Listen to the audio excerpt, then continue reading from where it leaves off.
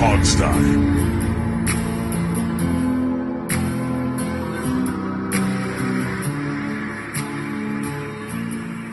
Hey everybody, and welcome to the Hogstye. We are in mid-March. We are days away from free agency starting. When you're listening to this, free agency will have begun. So you'll probably start seeing rumors on Twitter over the weekend of who's going where, what's going to happen, and everything will start getting official on Monday, which is exciting because it's stuff for us to all talk about. Ron Rivera had a press conference, which apparently they do, I guess, before free agency every year. Sometimes you don't listen, sometimes you do. I had the time to listen to the whole thing. So we're going to talk about that first. It's Alex with you. Steve is with me. Jamal is at a vet with his dog, so he's not here. But I talked to him before, and he's like, well, I feel a little bad. I'm like, no, you don't. It's a poor excuse for skipping a show. Yeah. Well, he said his appointment was for 9, and he figured he'd be done, but the vet didn't see him till 9:45. I mean, you're prioritizing the dog over the health of your animals. Yes. Over our show. I mean, what kind of dedication is that? I mean, I left work in the middle of the day to go get my shot. Like, sometimes you just prioritize some things over others. It happens, But I don't know why anybody would prioritize anything over the Hogstye. That's what I'm saying. Yeah, I wouldn't prioritize the shot over the Hogstye. So, I made sure to schedule it on a Friday. Thank goodness for that. Yeah. Well, let's get into the show, though, Steve. I know you didn't get a chance to listen to the Rivera presser. You may have seen a few quotes thrown about here and there. Yes, but I can react and pretend like I did. Yes, acting. Acting is fun. So, Rivera, a lot of it was standard coach speak. They ask him, are there any players you're targeting? He's like, no, I can't because, that's tampering. Blah, ha, ha, ha, ha, ha, ha. Everyone thinks that's funny. Every time it happens, it's not. We don't think, we don't need you to ask. We don't need you to be witty. Same thing every year. Same canned jokes between reporters and, the coach.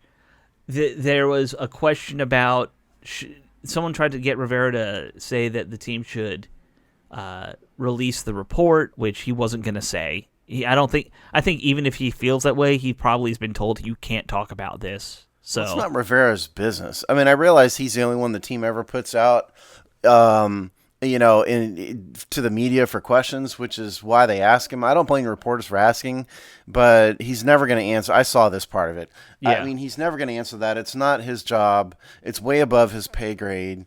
If somebody wants to talk about it, it needs to be, frankly, Dan Snyder. And that's never going to happen while there's a lawsuit going on. So they're just not going to get any answers. Well, you say he's the one they put out, but that they do put Jason Wright out all the time. He would at least be a more appropriate person. Press conference. Yeah, not a press conference, but Wright's very accessible. We've talked to Jason Wright. Frankly, it's above Jason's pay grade, too. It is, but I'm saying he's a more appropriate person than Ron Rivera to ask. Yeah, but I mean, they're just kind of throwing questions since somebody's available. That's all. But I said it was inappropriate, and Rick and Chris Russell both kind of responded to it on Twitter and said, "Well, you got to ask it, even if you know the." And I'm like, "Yeah, I don't." So you said asking the questions inappropriate. I don't think the asking the questions inappropriate. No, I asked, "Is it really worth the time to ask it?" More than anything. Well, he's there. Yeah, I would have asked. I don't blame him for asking him, but you know the answer before you ask the question. But that doesn't mean you don't. I mean, I think a real reporter would feel an obligation to ask that question, even knowing what the answer is going to be. It's kind of like half the questions, like I'm not getting political here, but just generally speaking, like half the questions, like the White House press corps would ask a White House press secretary, and they're not going to answer, but you kind of have to ask anyway. It's that same sort of situation. I get that, but my point was more that you're not going to get the right answer, and I think Rick is the one who responded and said, "Look, they're asking it for somebody else's story." In the end. And sure enough, he's right, because I saw NBC put out something kind of ripping Rivera for not, taking a stronger stance. I'm like, of course someone did that. What's he going to say? I mean, come on. You don't need to. I knew it was going to be a hit piece the second he said, well, I can't really, get into that. And he probably doesn't even know. the full facts. He probably doesn't. I doubt he's got access to the report. Probably no. I'm almost surely there might not even be a completed report. Okay. Yeah. I mean, there really might not. Well, we have heard things like it's going to be 130 pages. So I think there's a semi-completed report, maybe a draft. I mean, there's certainly a draft and some. How far the draft is, long. Who knows? I mean, somebody's written something. Sure. Right. So that was one thing that they, kind of sidetracked it with. But I think the two topics that would interest fans where Rivera got very candid, for one of these press conferences. He was very candid about the whole Alex Smith thing and his meeting with Alex Smith and his take on the GQ article where he said he frankly agreed with a lot of what Alex Smith said, which is interesting because, Smith was kind of ripping the team a little bit. And Rivera came out and said that every time he put Alex Smith out there, he was petrified having Smith on the field because he was like, if he gets hurt, I'm the coach who got him hurt again. Which it's rare that a coach is that open and honest about a situation like that. We all knew that, though. I think we all felt that way.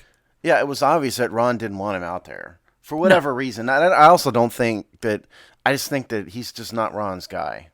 Oh, no. I think his playing style is conservative and cautious, checked down a lot, where Ron comes from this more, big, physical, nasty quarterbacks who, go for the deep ball a lot. That's what he wants. At least more than Alex does. I mean, I don't think he's totally wide open. But, I think it's a combination of both. And so I don't even think we said this last week, but I don't even think what Alex Smith said about it, which is that Washington didn't want him, was even from a vindictive state of mind. It was just a fact. No. They didn't want me. And that's correct and accurate. They did. Right. And I think they are way more on the same page than the press tried to make it out to be. And that's why Rivera said when Alex Smith asked for a release, I gave him a release, Yeah, I mean, my column I wrote last week about it was that was it last week? I can't even remember. I think it was last week, yeah. Okay, but the point I was trying to make was, that's great that he asked for release, but maybe what's in the best interest of the team is to keep a professional starter-level quarterback on the roster until you're sure you can get another one. That was, sure. And obviously Washington didn't agree, which is fine, but that's, I think, where I would have come from. Well, I understand that, but I think I take them at their word that Alex Smith came to Rivera when they met and said, I kind of want to be let go and find another place. Yeah, but that doesn't mean you have to say yes. I would have said no. I think you gave a guy like that the courtesy of first off, it's financially better for the team that he's gone. It's not really. I mean, it doesn't really matter. I mean, if you say it doesn't matter releasing him now versus a month from now, it makes no difference at all. And they had enough cap room to do anything they want right now anyway, in terms of Sheriff or whoever else. So I don't think it made a single bit of difference. And I thought there was no real reason to release him when they did. They could have hung on to him until they signed a new quarterback or, draft one or somebody. And that would have been what I would have done. But obviously they disagreed. Yeah. So the other thing related to quarterbacks, and, quarterbacks is going to be the key, I think, for this whole offseason for Washington. They kind of indicated, Rivera said something along the lines of, we're not going to mortgage the future for the short term, and he didn't say at quarterback, but he was clearly talking about all this talk about Washington trading for a quarterback. It clearly sounded like to me that Rivera is saying they won't trade a future pick, for at least not a future first rounder, just to get a quarterback right now. Well, it's easy to say that when there's no possibility of trading for anyone. Yes, don't forget that helps. Deshaun Watson is not on the market. Russell Wilson is not on the market. There's no one else you would want to trade for. They're not going to move. You know how much it would cost to move from 19 up to like 3? There's not a realistic trade out there. So it's easy to say, I won't do it. But if something presented itself, I'm not convinced they wouldn't jump on it. But I just think it's obvious. Like Dak Prescott was never going to come here. Jerry Jones was never going to let that happen. Right. The Seahawks aren't going to trade Russell Wilson because they'd have to be just stupid beyond all comprehension to do that. And the Texans are holding firm on Watson. So, I mean, would you move up 4 spots to draft Trey Lance? I hope not. But, I mean, or Mac Jones, that's about the only realistic trade you got. And I did go back and look through all of his drafts at Carolina. He never once moved up in round 1. No, he's not a guy who moves around the draft a lot. He did move up in round 2, but never in round 1. Yeah, but generally speaking, he's not a guy who likes to see moves made. Yeah, but I just think maybe you ask him when there's a trade, a viable trade that's possible, and see if his answer's still the same. Well, I mean, sure, but I think it sounds, at least from my take on it, if the trade is I'll trade my 1 and my 3s and my 2 this year, I think he'll do that. I think he doesn't want to trade 2022 picks, 2023 picks. What else is he going to say, though? Yeah. When you're presented with a hypothetical, is he going to say, I really don't have any faith in my quarterback, and we're going to go trade multiple picks to get one, when he just signed Taylor Heineke, he just tendered Kyle Allen. Yeah, I don't have any faith in them. Are you kidding me? We're going to go trade a bunch of draft picks to get someone else. He's never going to say that. That was the only answer he was going to give, and it doesn't mean he won't do it at some point. He also said all options will be on the table when it comes to free agents, when it comes to the draft. I think that they're going to have to feel their way through it quite a lot. That's for sure. Yeah, but I just don't think anybody should read much into an answer like that, given the situation. For all those people who seem to want Washington to get every quarterback that's a possibility at this point, don't hold your breath. There is no possibility. That's what I'm right now. Unless it is something like Las Vegas is willing to part with one of their quarterbacks for like a second-round pick.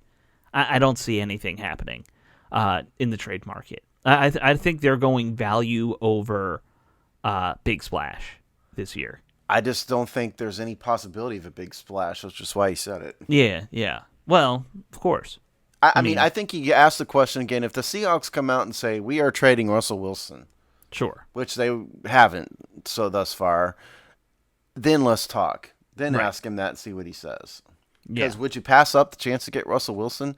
I would trade infinity picks to get Russell Wilson if I thought he fit my offense. He's going to be in the Hall of Fame someday. And Russell Wilson, I think, would actually fit very well in what Scott Turner does.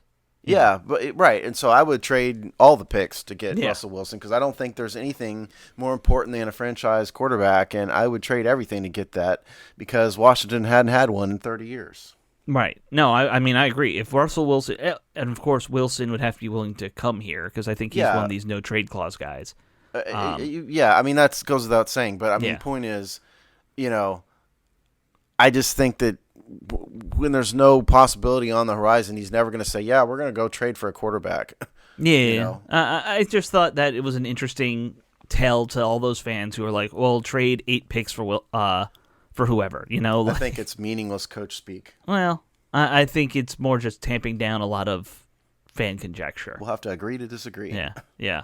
On a side note, Cam Newton's back in New England, so everyone can shut the hell up about that stupid idea. Listen, people, okay, pay attention, because I'm going to say this once. He never wanted Cam Newton. No. If he had wanted Cam Newton, they had the opportunity to do it last year. He never wanted Cam Newton. Cam Newton was never going to be a Redskin. And I will further that Cam Newton's arm still looks done to me. Like Cam Newton is totally done. I agree completely. He can run. He can still move. But his he had, 8 touchdowns on the year? Alex Smith had 6. I didn't even look and at Alex stats. Smith only played 5 games. Cam, you remember how many times Cam's been hit? Oh, he's had serious He's been injuries. through the meat grinder. He has, and I mean, he was a great player, and it was obvious even back at Auburn he was going to be an all-pro level quarterback, but he's just done. I remember when he was drafted, though. Whoever was the GM at the time, and it might have been Marty. Probably was. He said, "Look, this is a great talent. That kind of play, he won't last more than 10 years because." That's just what happens with guys like this. He did say that. I do remember. You're right. He did say that. And people said that about RG3. People will say that about a lot of these run-first type quarterbacks that come out every year. That's what happens. Lamar Jackson's dodged the bullet so far, but, He has and Can he he do hasn't. Like, people question his ability to throw already because, their passing game was dreadful, and that's not all on him. No. That's scheme, that's lack of weapons, but, people say the same thing about Lamar Jackson. Like, how long can you really last with that style of play where you're getting hit 300, 400 times a year? What happens after he tears an ACL? Right. Or in Cam's case, it's his shoulder that he messed up, right? I mean... Yeah, it was his shoulder. And like you said, I thought he looked done. I thought he just looked done. And there's just no way I would bring him into my team. I would bring him in as a backup option, maybe, if you wanted someone to be like a veteran backup. I get that. I don't think he's the best veteran mentor in the world. Well, maybe not, but he would. That he would be trusted by the coaching staff here. Sure. I think for that. Yeah, absolutely. I just don't know if I'd want him at $14 million to be my starter or whatever he's making. No, I agree. I wouldn't. And Bill Belichick's desperate. Let's be honest. Yeah. Well, I think they're going to draft somebody to sit behind him, kind of go that route. But we're not talking about the Pats, really. The other two things that happened with the football team this week, they re-franchise tagged Brandon Scherff for what? Do you have the exact number? Yeah, I know it's 18.036 million. 18.036. Yes, that would be 18,036,000. Okay, no change on there. 52 cents. Because it's done based on a percentage, based on what he got last year. That's where the number comes from. I know that, but every once in a while, you ever get a raise where they're like, and 13 cents is like, what? How are they? Well, I'll tell you. A quick story. When I was in high school, I worked at Taco Bell. Yeah. Between football seasons, and I got a 7-cent raise as opposed to a 10-cent raise that everybody else got because I was not allowed to work the hours that everybody else was worked because my family did not let me do that. And so they punished me by taking 3 cents away from me. And at the time I was just devastated. It's like, I'm going to lose all this money. I can't believe it. And, I wasn't thinking through that that's going to amount to like 50 cents difference on a paycheck. Right. I mean, it's not even 50 cents a day. It's 50 cents a paycheck. No, that's what I mean. 50 cents a paycheck. Yes. It was 3.20. I mean, actually, it was 2 cents, not even 3 cents, because I made $3.50 an hour. This is in the late '80s, and then my raise was to 3.23, and everybody else got 3.25. So it was 2 cents. And I think it's still with my current salary, but I change companies all the time because I'm a contractor. Yeah. I had one boss when I was working for the small company, great boss. He would actually sit down with every employee during, pay raise time and tell them exactly what they're getting, why, and all. Like he had 50 employees and he would just take the time with everybody. And he was like, I don't understand why everyone else's number in this on the company is like rounded off to like $100 or something like that. For some reason, when we did your salary, it's like rounds off to like a 5.14, and we just never fixed it. I'm like, I don't care. Like, I legitimately just don't care about that, that change. It's all going to taxes or something anyway. Well. For me, the moral of the story was if I just worked till 2 a.m. every night, I could have gotten that magic two additional cents raise from Taco Bell. You could have bought 2 more gumballs. Exactly. Well, okay, so Sheriff gets tagged. We got Wade sidetracked. Yes, sorry about that. Taco Bell. Brandon Sheriff gets tagged. Second time. Everyone's now saying doom and gloom. This means he's gone next year. Is this from our comment section? This is in general. Twitter, comment section. I've seen that everywhere. Because apparently, historically, if you get a second tag, it's like a 90% chance that you leave the team in the next year. Okay. People, relax, okay? They are talking to Brandon Scherff. I can't tell you why I said that, but they are talking with Brandon Scherff. The Cowboys tagged Dakota Prescott, right, by the way. Right before they signed a big new deal for him. A lot of times a franchise tag is just protection. Yep. That's all it is. They are talking to Brandon Scherff, okay? It could still happen. if you want to be a pessimist, you would say that Sheriff knows that if you hold out another year or two, the salary cap's going to explode and maybe he could get more money. I mean, that would be the pessimist view of it. But I tend to think that in this case, they're talking, it'll get done. It just they had to do this to keep him from talking to other teams.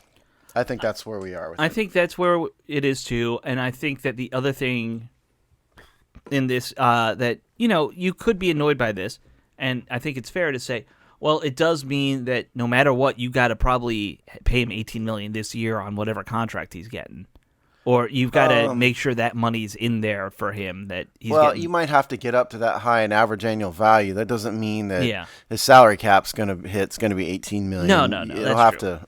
But I mean, you could design. I was thinking about updating my post from last year about this. Maybe I will if I think about it. You could do like a 5-year contract and have a bunch of money and a signing bonus up front. And you could sort of design it where the cap hit trails off in the last couple of years, or you could put voidable years in it. There's a lot of there's a lot of ways you could give him $18 million a year in average annual value so his agent could declare victory and yet simultaneously save a bunch of money for Washington. I mean, it's not the kiss of death. It's a lot of money, but he's an all-pro. He's going to cost a lot of money. It's a lot of money, and a lot of people get annoyed that he's a guard and not a tackle getting this money, and I'm like, you know what? The whole anti-guard movement I don't understand in the NFL. Guards are people too. Yeah. They are. And you know what? If you don't have a guard, you will never have a great running game without a good guard. I mean, I think that, first of all, does everybody realize that he's an all-pro for a reason? He's an outstanding guard. Yeah. He's one of the best draft picks this team has had in more than one generation. I'm sorry he's a guard, but anybody out there who's saying, we can go sign a free agent or, draft somebody. Why would you want to pay a guard $15 million? You guys have lost your minds. Right. Okay? I think if you're not going to re-sign Brandon Scherf, maybe he doesn't want to go, maybe he wants to be somewhere else, but if you're not going to try to re-sign Brandon Scherf, who on earth are you going to re-sign? Yeah.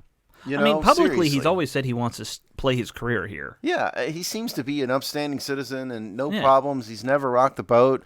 The one legitimate concern you have about him. If he wanted to rock a boat, he could rock a boat. Yeah, I know. He weighs 320 pounds or whatever. Yeah. But the one legitimate concern you have is his injuries, obviously. Sure. I mean, he was an Ironman for like the first about, 4 years? Yeah. And then he started missing games. Yeah. Yeah, I mean, that's a legitimate concern, fair enough. But beyond that, I just have no idea why. Washington's, I believe, 6th in cap space, okay? Yeah. I just don't understand why anybody would not want to re-sign Scherf. I just truly don't get it. I really don't. It's like, this is not a savings account, people. We're not saving for a retirement. The purpose is to spend every dime of salary cap that you can to make the team better without handicapping yourself in future years. That's the purpose of it. You don't save salary cap for the sake of saving it. That's idiotic. Yeah. I generally agree with you. Why the idea of letting somebody walk, just because of that? That's crazy. Yeah, it's craziness. And I know, was it the Chargers let go of their star guard or something like that? I don't remember that. It just happened yesterday. But one of the other top guards was let go because he was making $11 million. And if it was on the Twitter waves, I thankfully did not see it. Well, that's true. You would not. The other big name, of course, and I'm surprised that Washington hasn't made more moves, frankly, with some of their re-signing their own guys, because that was something Ron talked about wanting to get done, was re-signing some of their better players. They're in talks with Darby. They've that was announced this morning. Is the team said, or I don't know if the team said it, but a lot of reporters are saying that the team is very actively talking with Darby's agent, trying to get him back. He's the best. Well, number one, also they also tendered Kyle Allen. I was a bit surprised. Yeah. We mentioned that briefly. They did tender Allen to. That doesn't mean he signed the tender, right, mind you. But so for anybody who doesn't understand this, Kyle Allen is an exclusive rights free agent. What that means, this is all CBA stuff. So what it means is that because of the number of good years he's had, he's only had, I think, one good year if you add it all up. What that means is that if Washington gives him a tender offer, meaning a 1-year contract offer, that he can't negotiate anywhere else. So they have protected their rights with Kyle Allen. He could decide he wants to go open a burger stand and not play football, again. And if that's the case, fine. But Washington has secured his rights. And so what they may be doing is they've tendered him, but they're going to then negotiate a longer 2 or 3 year deal or whatever. I mean, so he's either going to play football for Washington or he's not going to play football. That's what it means. Yeah. But in terms of Darby, I think Darby, I thought, frankly, was probably our best corner last year, at least at certain times. So I definitely think they ought to bring him back. There's not a great option out there that's not going to cost a fortune. I thought Darby has earned a chance to get a multi-year deal with Washington. I'm not saying they need to pay him $15 million every year from now till 2026, but a nice 2 or 3 year deal. I think they should do it. Yeah. Well, and he held up well, which I think was the number one concern with him because he'd had 2 bad years when it came to injury. But he didn't really miss much time this year. That's been the Achilles heel of his entire career, is injuries, and he didn't get injured. Yeah, if he's finally getting right here, I'll take that. We should also mention they did tender Cam Sims as well, the Jolly Red Giant there. I hadn't seen that. Oh, yeah. Did that happen? Was that also reported on Twitter and I missed it? That was yesterday that came out, or the day before. I do try to at least keep up with Washington's you need press to create releases, like a news feed search. Like I have, I know you don't like Google, but Google News, I have a Washington football team. So anytime news happens, I can just... Yeah, I'm kind of anti-Google, as we've discussed last year. I mean, I'm using The Athletic, plug for The Athletic. Okay. That's my Washington news feed, is The Athletic now. So I'm surprised they didn't have it. They'll usually get those little They ones. don't have... The Cam Sims thing is not on here, no. So well, that... He's back, which is good. I mean, he came along really great at the second half of last season. So yeah, we're going to get to that when we cover free agent wide receivers in a little bit, but certainly they need to. There's probably a couple others out there we're just not thinking about that they need to, that KPL they need to, would be the other name that I think they need to make a move on. Yeah, they can't tender him. I mean, no. He's a free agent, but he played really well for them as a strong side linebacker. My guess, because KPL was on here on a sort of a 1 year prove it deal, so my guess, and he doesn't have any real loyalty to Washington necessarily. So my guess is that he probably wants to play the field and see what kind of offers he could get since he did play well last year. That's probably what's going on. And you know what? In Rivera's presser, he talked about that. He said, we really liked Kim from Pierre-Louis, so I hope we can get him back, but he's a free agent. And, looking at the free agent market, there's also like 5 guys who can play strong side linebacker at or near his level. And some of them might be younger, some of them might be older, but they want bring KPL back, but they know there are other options out there. The biggest name on the market is now off the market, which was Matt Milano, re-signed with the Bills. Right. So he's off. I call me crazy, but Alex, but I'm not sure that Washington's going to spend a big money on a linebacker. I just get the sense I just kind of have a gut feeling they're just sort of going to go on the cheap again for some reason. I tend to think they're going to draft a linebacker high this year. Well, I think I won't be surprised if they draft one for sure, but I think they realize they need a higher end linebacker, which probably leans towards draft. But I think that strong side linebacker in particular is, I don't want to say fullback like you don't want to spend big on it and or running back like in that like you can go out and find big guys who can just kind of play that position. I mean, some teams pay big money for that. Yeah. Washington may not. I kind of agree with you. I don't know why. I don't have a logical reason for it. I just sort of have a feeling that Washington is not going to spend big money on this position. Scheme-wise, we play more nickel than anything, and you don't use a strong linebacker in that. You use a middle linebacker and a weak side linebacker because you're trying to play speed, not power. I mean, Carolina paid Luke Kuechly big money, just generally. I know he wasn't necessarily a strong side linebacker. No, he's a true middle linebacker in my opinion. I mean, they are willing to pay, but I just don't really see it out there. Yeah. I really don't. I don't either. And the other thing is, I don't see a lot of names out there that are worth paying big money for at this point. No, I mean, if Matt Milano was the biggest name, that means there's not a lot of names. Yeah. I mean, so if Washington has, let me see here. I would not be heartbroken if KPL comes back, though. Yeah. I think that he played that position that role well. He did. It was okay. I mean, Washington's linebackers generally need help. You know? Yeah. I don't think they have the linebackers of the future. I don't think any of them are the linebackers of the future. I don't think Cole Holcomb is all that good by NFL standards. You know, we like him, good guy, done pretty well. Do I think he's going to be an All-Pro? No. Well, I was listening to another podcast. I think it was Ben Standig, because he had Jay Gruden back on to talk about free agency for the team. And Gruden had an interesting point where he said, look, it's not really strong side, weak side, middle anymore. It's you got all these different roles that linebackers play, and really it's more you got this guy who's a speedy guy who's good against the run. Maybe you got a guy who's good against the pass. You got these safety linebacker hybrids, and you're really just mix and matching roles now more than traditional middle, other than like a star middle linebacker, which everyone wants. Luke Kuechly. Yeah, the Luke Kuechlys of the world, the Sean Lees of the world. He was saying you're trying to just mix and match the rest of them around, depending on what you think's getting. Well, that's kind of what Washington has done for years. Yeah. It's what everyone's doing now, apparently. Yeah. Or a lot of teams. Now, from a salary cap perspective, I haven't given a salary cap update in a while. I have not yet factored in Kyle Allen's tender, but that's going to make very little difference from salary cap perspective. It'll make a couple $100,000 at most.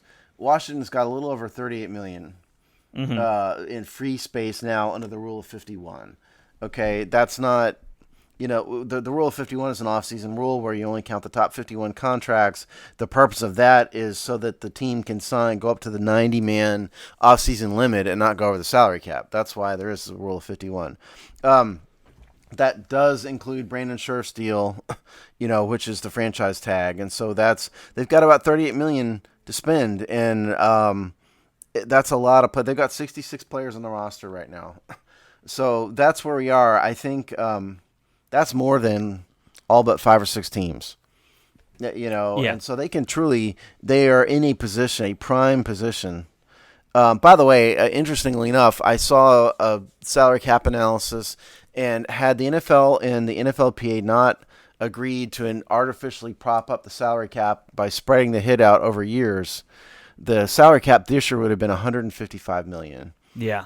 The NFL, for those who don't know, in terms of net revenue last year versus this year, it was $16 billion versus $12 billion. So they lost $4 billion, a quarter of their revenue. Right. So 100. What you said there, that's roughly 25%. Would have been the number. Yeah. Yeah, they boosted it up by $27.5 million. So that is going to roll. That loss is going to roll into the next few years. Mm-hmm. Could you imagine what would have happened if they cut it that much? I don't know how the Players Association wouldn't go on strike.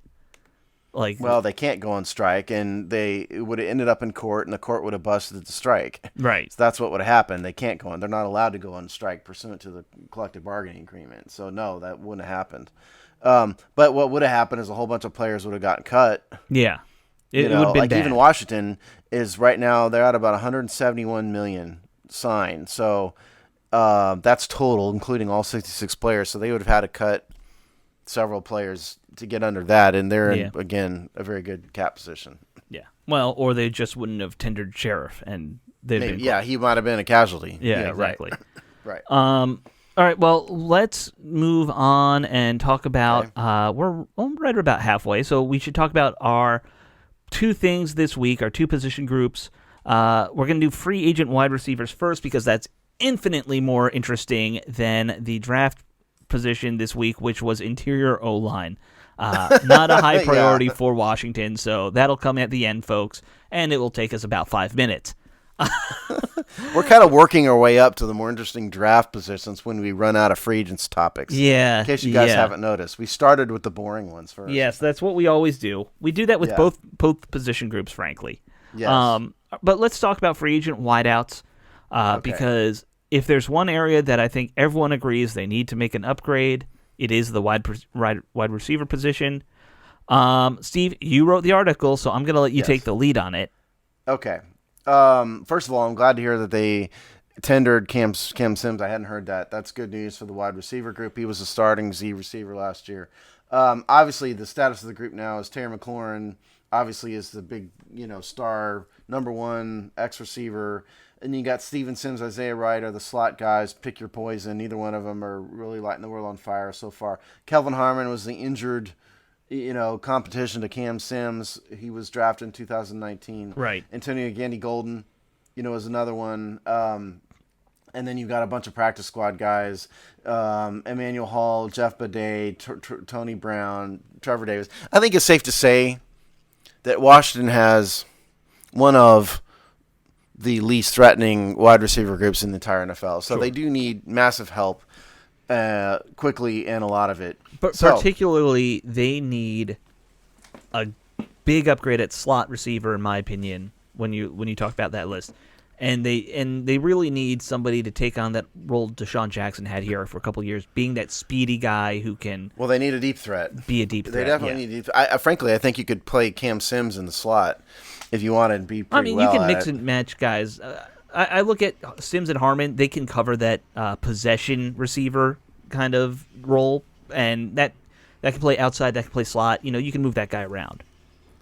And if you hear some noise in the background, people, it's because there are people burying fiber optic cables right outside my house. And not really I was hoping you were going to say they were burying like a dead body behind your house or something. Well, if they're doing that, I have a much bigger problem. But what it is fiber optic cables. Gotcha.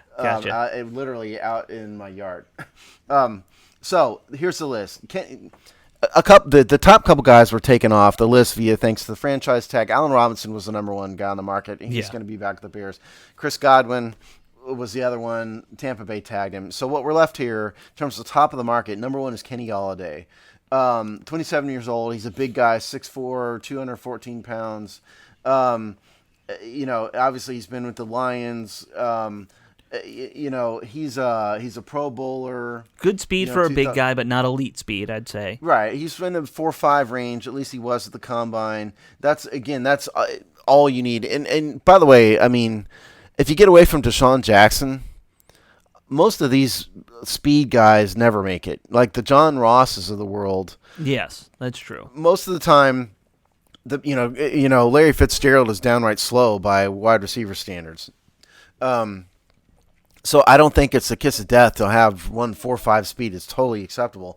Jerry Rice ran about a 4.6. Right. And he was the greatest wide receiver ever. So anyway, back to Kenny Goliday. He's had pretty decent stats. Last year, in spite of the quarterback drama in the Lions, he only played 5 games because of a hip injury. Still had 338 yards, averaged 16.9 yards per reception. Ding, ding, ding. Downfield threat, perhaps. Big guy. That's his thing. He's a major deep threat. Yeah. So I think in that respect, he would be a great complement to McLaurin. You keep McLaurin at the X, you put Goliday in the Z, then or the slot. You probably mix and match Goliday in a variety of places. Let's be honest. Nowadays they mix and match everybody to an extent. The problem with Kenny Goliday is he's due somewhere in the range of $18 to $20 million. Right. So it'd be a per average annual value. I'm not talking about cap hit, but that's still a very, very big contract. So will Washington put that much out? They did it for Amari Cooper last year, so I think it's possible they could do it again. So this is in my personal rank order, and you guys can disagree. We can debate it. Yeah. Corey Davis, Titans, 26 years old, 6'3", 209 pounds. It's a big mystery what his 40 was because he didn't run the 40 either at the combine or at his pro day because he was injured. So nobody's 100% sure what he runs, but I get the sense he's another guy that's in the 4.5-ish range. Yeah. Something like that. Average speed.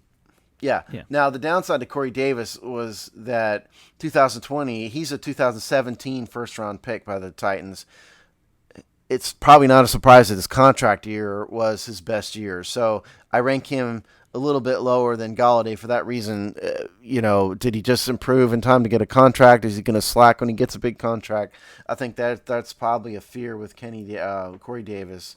The Titans declined their 5th-year option on him. Mm-hmm. But he's got a great physical profile on the upside, 6'3", 210 pounds. Another guy with some speed. He's got good hands. He's a good receiver. So I think he would do well in sort of the same role as Goliday plays. Right. Juju Smith-Schuster, number 3. Juju obviously has been at Pittsburgh, much better team than Washington. 6'1", 215. He's got a really high catch percentage. He's caught 69.5% of his passes in his career, which is amazing for a wide receiver. A lot of times wide receivers have a little bit lower than like tight ends. Like Jordan Reed and Travis Kelce have super high catch percentages. Right. And part of that is because they're just running shorter pass patterns for the most part.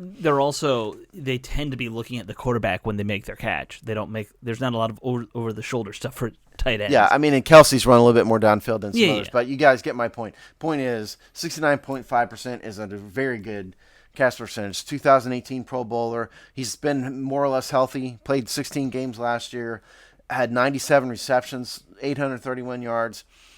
He's more of a possession guy, than Davis and Goliday.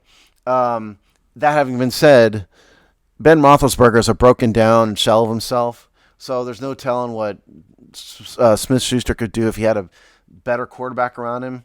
By the way, to set the stage, I meant to do this up front. Washington's going to have a hard time attracting any of these players because they don't really have a quarterback that is going to excite anybody. They've got 2 backups and that's it, and maybe a practice squad guy, depending on whether Montez is signed or not. Right. So they're going to have to outbid flat out to right. get somebody. They don't have a legitimate starting quarterback on the roster, and so you're not going to get like a Kenny Goliday with a ton of competition going, ooh, let's go to Washington, unless they overpay him. So I think you're going to have to overpay all of these guys. That's not true for like the bottom of the barrel guys, but for these top guys, you're going to have to overpay to convince them to come to Washington. Number 4, Curtis Samuel. Now, the reason why I think Samuel's this high for me is that Ron Rivera drafted him. Sure. He played for Ron Rivera for 3 years. He played for Scott Turner. Right. Yeah, I've seen a lot of people kind of tying him to Washington lately because of those reasons. Yeah, legitimate. He's a burner. He's got 4.3 speed. He ran 4.31 at the 2017 Combine. He's been injured here and there, so there's that. But this is your slot guy. 5'11", 195. This got to be Alex's dream pick. A burner out of the slot, I think you can turn him into your deep threat. Yeah, exactly. At least that's it. Like I said, I've seen a lot of other people talking about him. This would be my primary target because he fits both check boxes that I need. I looked at the market and everything, and most analysts have him at about between 12 and 13 million. Mm-hmm. I put 13 to 14 in the piece. I think it's really probably 12 to 14. And this is maybe the one guy who might be willing to come to Washington absent a quarterback because he knows Rivera and Turner. So that's one. Marvin Jones. Now, Marvin's 31 years old. So, I mean, my personal limit is 32. That's where I cut off wide receivers at 32. Mm-hmm. So he's 30. He's turning, matter of fact, he turned 31 this past Friday. Oh, okay. Happy birthday, yes. Marvin Jones. Right, yeah. Happy birthday to Marvin. 6'2", about 200 pounds. He had an ankle injury in 2014, so there's that. But he's very experienced possession guy. He ran a 4.46 in 2012. He's probably not that fast anymore, so he's probably more of a possession guy. But he can, I think, be had for about $10 million. So that's Marvin Jones. Sami Watkins, here's a big name. Everybody knows Sami Watkins. He was the 4th overall pick in 2014. Right. He was supposed to be the next big, great Hall of Fame wide receiver. He never lived up to that. He's kind of bounced around after that, yeah. He never lived up to that status at all. Yeah, he's bounced around a little bit. But he still he's been hurt, so he's another guy who's had some injuries. He might be a better value, though, now than his, name would have suggested. That's exactly where I was going with it. Yeah. I think you're absolutely right. Get past this is Sami Watkins from Clemson kind of thing, and just look at what he is, which is a pretty decent professional right receiver who's still fast. Mm-hmm. And so I think from that respect, I think he could be, he could be a valuable. He can play the slot. He can do that outside stuff, speed, take the top off, like we were talking about. Yeah. Now he may cost $10 million a year, but right. I would probably pay that for somebody like Sami. I think the biggest concern about him is injuries. Right. More than anything. Right. Now the last one, I also included my piece, Cam Sims. It was my plea to Washington. Please tender this dude, which they did, so that's good. Will Fuller. Now, hear me out. let's go back in the Wayback Machine to the 2016 draft. Will Fuller is the guy who the Texans drafted when they traded up one space with Washington, and the Texans drafted Fuller. Washington drafted spectacular bust Josh Doctson. So we all know how that worked. Fuller's a burner. Yeah, I know. And by the way, I did look up who the other guy Washington got for the pick, and that was Robert Davis, who got cut. So they got literally exactly nothing for that trade. Will Fuller's been a much better player than Josh Doctson ever was. His main problem is he's been hurt. He tore his ACL in 2018. He broke his collarbone in 2017. And the Texans have had a bad coach and weird dynamics going on. I think Will Fuller has got a lot of talent and would benefit from a more stable team. That's not to say that's Washington. Of course, don't misunderstand me. But I think Will Fuller has a lot of talent. He just needs the right situation. And he's fast. Is he still this fast? No, not after a torn ACL, but he ran a 4.3 at the combine. So he's still probably a burner. So I think he's an option. You just have, the problem you got to get over with him is injuries. Yeah, so I think I see in the article you said he's played 52, 53 games in 5 years. Yeah, so, it's not a lot.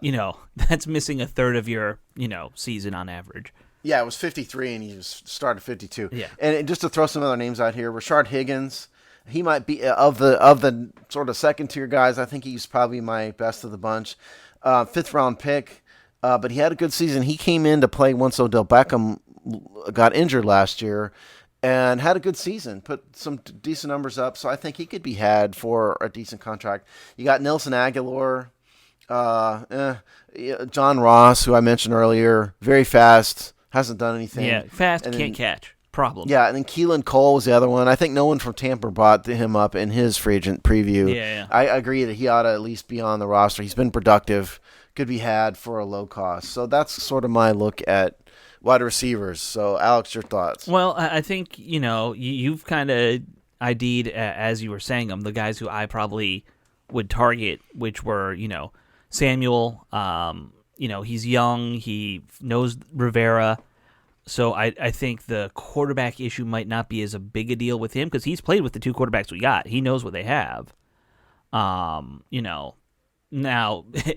if that's good or bad, I can't tell you for him.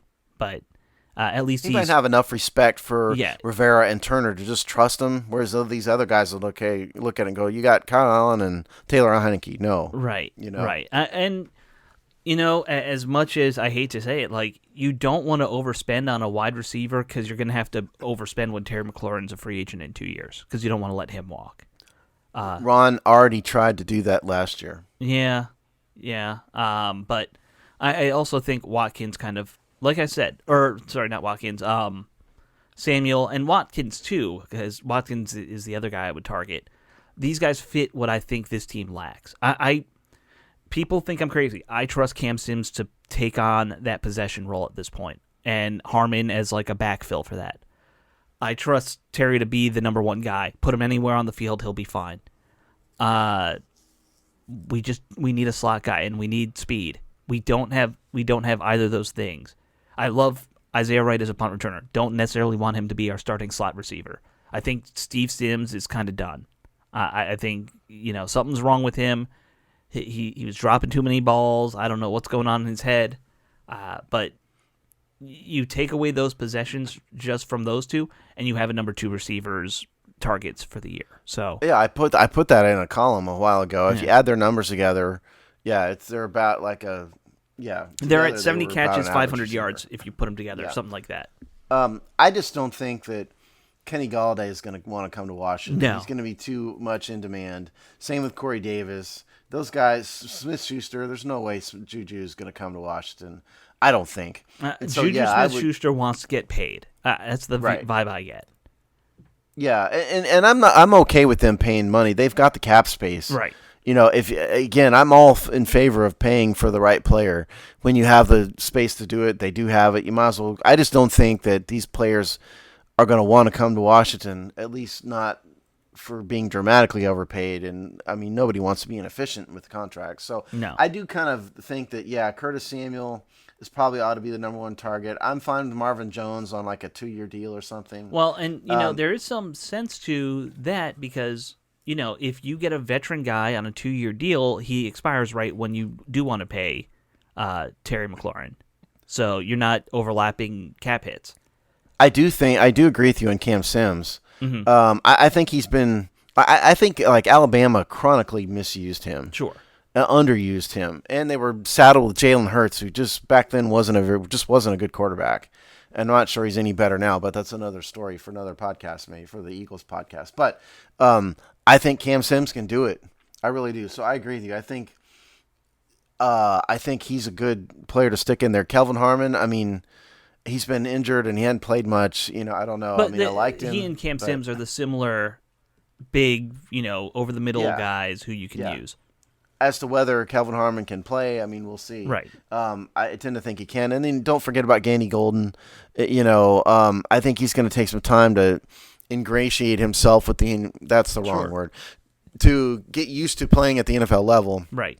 Well, we saw that. But he's talented too. How many years was Cam Sims just a practice squad guy for us? Right. Like he's been. Exactly. I talked to him 3 years ago when in training camp right. at one time. I forgot. Yeah. That's right. And I was like, you're looking really good in these preseason games. You think you'll get on the field? And he's like, I don't know. Well, you did. Eventually. It took a while. Yeah, I think they took too long, frankly. I think they could have probably done this with him a year or two ago, and, we'd have seen more out of him. But that's just me. Yeah.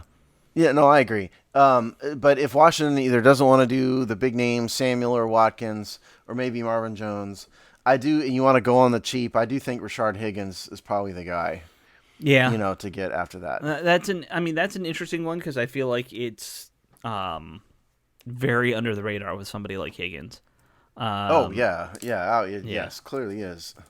Aguilar would also be like if you're looking for value, you probably could get him for less than 10.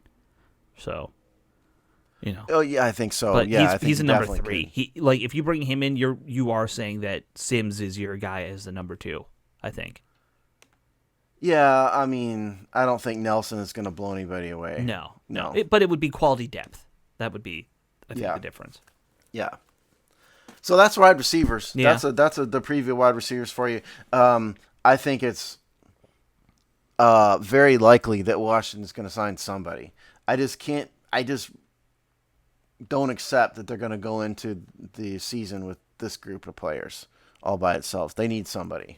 Yeah, I agree. I think that they need somebody. I think that, like you said, the lack of a proven quarterback is probably going to make it hard for them to get some of these guys. We were talking a little bit before the show, like, there's the story that Mariota might get released. My thing is, even if you have someone like that, is that a big enough name to draw anybody here? No. Yeah. No, it's not. Right. I mean, my quarterback piece, that was this week, right? I lose track of time. I mean, I really do question. First of all, tell you what, I'm going to get into that. Let me real quick run through the interior offensive line stuff in 2 minutes, Okay, and then I'm going to get back to my quarterback rant to finish the show. Yeah, because, again, this is boring. Yeah. But interior offensive line, we're talking guards and centers. This is draft preview. The top guy on the market is Elijah Vera Tucker from USC. He was a guard at USC. Sorry, what did I say before? I didn't. Elijah is what you said. Sorry, yeah, it's Elijah Vera Tucker. He's the number one guy on the market. He's really a tackle in college. They're going to move into guard. Right. Wyatt Davis is the other guy from Ohio State. And then you got a bunch of other names, Trey Smith, Creed Humphrey, Ben Cleveland from Georgia. Probably the biggest name on here is probably Deontay Brown from Alabama because he's from Alabama. Everybody knows who he is. Those are some of the names. I think it's possible that Washington drafts interior offensive linemen just as on general principle. There's no way they're going to spend a high pick on him as long as surface. That's one of those you do it in the 4th round, 5th round type things. Right. Yeah. So that is interior offensive line, unless Alex has something else to say. No, I mean, the one catch with when I'm looking at the list, there's guys like Alex Leatherwood, who I think he's kind of in that Brandon Scherf situation right now. Right. He's a tackle, but he'll probably have to move the interior. And you've got a bunch of guys like that who played tackle in college this year and are probably going to have to Vera move Tucker is a guy who's in that same boat. And certainly Leather was another big name. Yeah. And I think you're right. Is he a right tackle? Is he a guard? We'll see. Right. So, but I don't think it's very likely Washington's going to spend a high pick on that. So if they're gonna go high on line, it's tackle. Yeah. So I wrote a column about quarterbacks. Right. Here's my problem with it. What are they doing? What is Washington's plan here? I'm not saying they need to keep Alex Smith. We've been down that road before. I didn't like when they cut him, but I'm not sure that maybe they just accepted the fact that there's not an opportunity to get a franchise quarterback this year, so they're just going to try to make the best of a bad situation. But I don't see any way to get a legitimate starter unless you want to call Jameis Winston or Marcus Mariota anything more than a stopgap. Right. I just really question. I just don't see a plan. What is the plan at quarterback? I don't really see it, and I don't really see the future at the quarterback position. So it was really more of a 1,600-word question more than anything else. Very Jewish of you to do a 1,600-word question. It is kind of, isn't it? Yeah, yes. I always respond with a question. Yes, and I will respond with a question, which is, why are you so worried about it? This is a year 2 of a 3-year rebuild. I'm so worried about it because we haven't had a franchise quarterback since the early 90s. That's why I'm worried about it. And we don't have a starting quarterback on the roster now. Well, okay, so we've got somebody named Taylor Heineke, and we've got a hurt backup named Kyle Allen. So here's what I would say. I think that they took their shot at Matt Stafford, and they took a good shot. They offered a first and a third for Matt Stafford. They got outbid. By the way, all by itself goes to show that Ron will make a trade. He'll make a trade, but he was offering this year's first and third. He wasn't. We'll see. Yeah. But you give him a franchise quarterback, what offer would he make? But go ahead. Yeah. So I think they took their shot. They lost. I think they're realistic about these other guys who we hear rumors about, but no hard facts. So I think they accept that there is no guy who's going to be out there who's just, I'm a franchise quarterback walking through the door.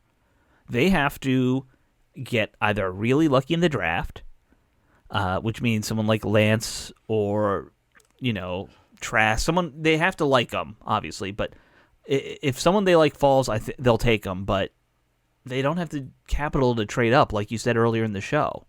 Yeah. So, we do know they had Scott Turner and Martin Mayhew or Marty Herney were all out there at North Dakota at their pro day.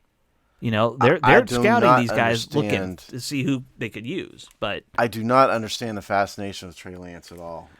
Somebody help me. If you're out there, please explain to me the fascination of Trey Lance, because I just don't get it. I think it's the fact that he's one of these athlete quarterbacks who's big and powerful and can run. Can he actually throw a football? Oh, he can throw it. How accurate it is, he's playing at the North Dakota he State. He can physically throw a football, sure. Yeah.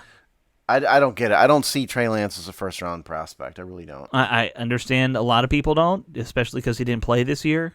But that's even more of a reason not to. Well, my gut tells me he'll still go in the first round because quarterbacks, that's what happens. Oh, absolutely he will, but I don't think he should. Yeah. Well, I don't understand why some people get obsessed with Mac Jones. I don't want a statue, Yeah, I mean, we'll get to quarterback draft preview. Yeah. But the only way they're getting a franchise guy is if they find one in the draft. They get lucky. And they get lucky. Yeah, that's right. But I really think that part of this is, and I've talked about like a better than average. I'm not even talking about finding Joe Theismann. What about even somebody who's like a legitimate starter? Well, what are you willing to pay for him? That's the other problem. They have more money than 25 other teams. Sure, but a quarterback could eat up half your draft or your cap space right now. So? I'm just saying that's what it's going to cost, and you're still paying Alex Smith a bunch of money. You're still paying Dwayne Haskins some money. They've got $38 million even after Brandon Scherf. I know. Pay it. How many quarterbacks are going to come here on a short-term deal for $20 million? Oh, listen, I'm just kind of playing devil's advocate here because none of these free agents are going to make the team substantially better. Marcus Mariota, first of all, isn't a free agent yet. No. But, I mean, Tyrod Taylor, I don't dislike Tyrod Taylor, but, Jameis Winston, I know Jamal likes him, but I'm not wild about Jameis. Right. Ryan Fitzpatrick may not even Ryan Fitzpatrick, they're football not sure if he'll play or not, yeah. Right. Um, So none of these guys are like going to set the earth on fire. no. I mean, Jacoby Brissett is probably the only other one. Yeah. Who at least he's got starting experience. Like that's about it. You know? Yeah. I don't like the Taylor. idea of trading for Sam Darnold at all. And I know there's a segment that want that, but I like Sam, and I think he had no chance to succeed going into it because he's with the worst organization in football, which is the Jets. Yes, they're worse than Washington. The Jets is where careers go to die. Sure.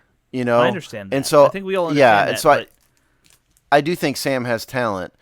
I wouldn't mind trading for Sam. I don't know. I haven't put much thought into what I'd be willing to pay for him, but I would trade something for him. I don't know what. The thing about it for me is with quarterbacks, it's so psychological and like have they ruined him at this point? Yeah, like we saw it with who was it? David Carr, Derek Carr's older brother. He got shell shocked. Josh Rosen is another one. Josh Rosen coming out of college looked like he ought to be a legitimate quality starter, and then you get ruined by playing for the two worst teams in football. Patrick Ramsey, when he was here back in the day, he got ruined by Steve Spurrier. Yeah, there's another one. So is Sam in that boat? Yeah. Probably. No, I wouldn't mortgage the future on him, but I would trade something for Sam. I don't know what. But they want like a second round pick and more. Like that's the problem. They're asking a lot from what people have said. So I just think. But what leverage do they have though? You Yeah. wait him out. You're gonna not draft Zach Wilson. Wait until they draft somebody and then just offer him a 7th round pick. I would definitely pay more than a 7th round saying, pick though. for Sam. But that's when you negotiate, is after they are forced to draft somebody. Right. That's right. But I think that's the real thing in the end. Like I think this year you just have to accept we're going to clear the books on quarterback. Get these big salaries we had off of here again, just like they had to do after Donovan McNabb. Every once in a while, you got to take your lumps at a position because you've treated it so badly. And they've been putting this off since Kirk Cousins walked away. They've been putting it off for 30 years. Well, they've been failing for 30 years.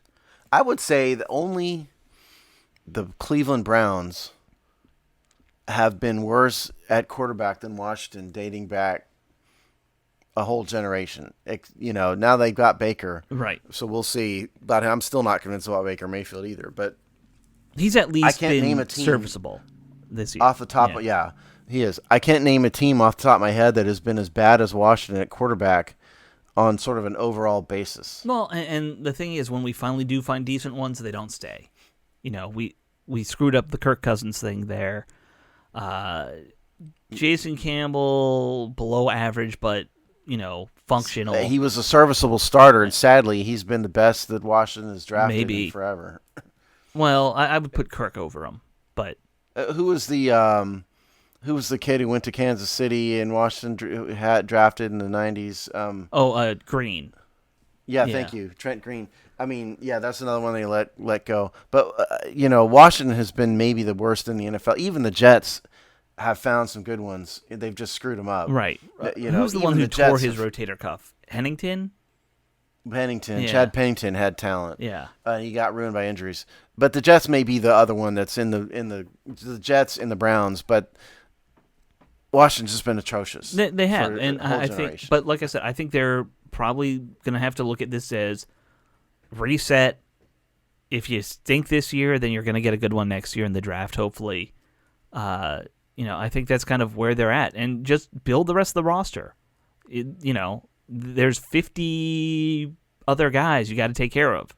The problem is, quarterback truly is the most important position on the field. Aside from the odd team here or there, you go with the 2000 whatever it was Ravens that won with Trent Dilfer. Mm-hmm. These teams that are competitive have elite quarterbacks. Right. You can't do it unless you're very unique without an elite quarterback. So build the roster all you want, but at the end of the day, I would trade all the picks for a surefire franchise quarterback. I would personally do that, and then because I think it's that important. I mean, I don't disagree. I just also think that maybe they really do hope that one of these two kids will step up. I mean, that's a big thing to gamble. It is, but if you're gonna just kind of run a system, having two guys who know your system is not the worst plan. I mean, I would go with Heineke over Allen. I don't think much of Allen, honestly. I mean, I think he's okay. I think he's a backup. I mean, I feel the same way. Heineke is a little more of a gamer from what we saw. I like his attitude more, and it may be just sort of because we have a relationship with Robbie Duncan. We're saying that because he's only played 5 quarters. But in my head, I kind of rank Heineke over Allen. But again, I think it's probably because of it could be recency effect too. There's a couple of things I'm with you there. Like I realize that it's also not illogical. Yeah. Yeah. Well, if you look at numbers, Kyle didn't do any better than Haskins, numbers wise. Right. I think the big difference between them and the guys Haskins and Smith is that they were able to run. They were able to move with the ball, pick up first downs with their feet. Yeah.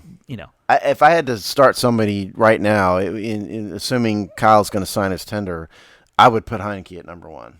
On paper, maybe. I hope we have a preseason so we can actually see them fight it out. I think we're going to have a preseason this year. I hope so. That's weird to say. I hope we have a preseason. The NFL has not put out its full detailed calendar still. No. It's because they don't know what the calendar is. That's why they haven't done it. Nope. But I do think we're going to have a preseason and training camp. And hopefully that means we'll have a decent QB competition then between whoever's in there. Because there's no one they can bring in that you could automatically say, you're the starter. You got to have a competition now. Yeah, well, again, even if you sign Marcus Mariota or Jamal's buddy Jameis or Tyrod or any of these guys, none of them are going to be the guaranteed. Even Fitzpatrick isn't going to be a guaranteed starter. No. He'd be the closest one, I guess. But. He would actually be, if he decides he wants to play, he would be the one that would be the most interesting to do a competition with 2 younger guys. Yeah. Because he's kind of like a very steady plateau of just above average. So, like I've always said, bring in somebody and say beat him out. That to the young guys. He was fabulous for half a year ago. Yeah. Till he wasn't. Mm-hmm. Till he stopped being fabulous. Yeah. Well, anything else on quarterbacks, or should we wrap this one up? No, that was it. I had to get that off my chest. Okay. All right. You feel better? I feel better now. You vented? Yeah, I do. Good. All right, guys. That's the great thing about having a show. Yep. Next week will be a busy one because I'm sure we'll have signed all the free agents. We'll have a superstar quarterback somehow, and we'll, be off-season champions. That's what's planning on having a guest next week, by the way. Oh yeah, and we might have a guest there. So that's cool, and we'll have a busy one. And O.J. Simpson is our guest. He canceled on us before. I'm bringing him in next week. Nice. Okay, guys, we will see you next week. Bye.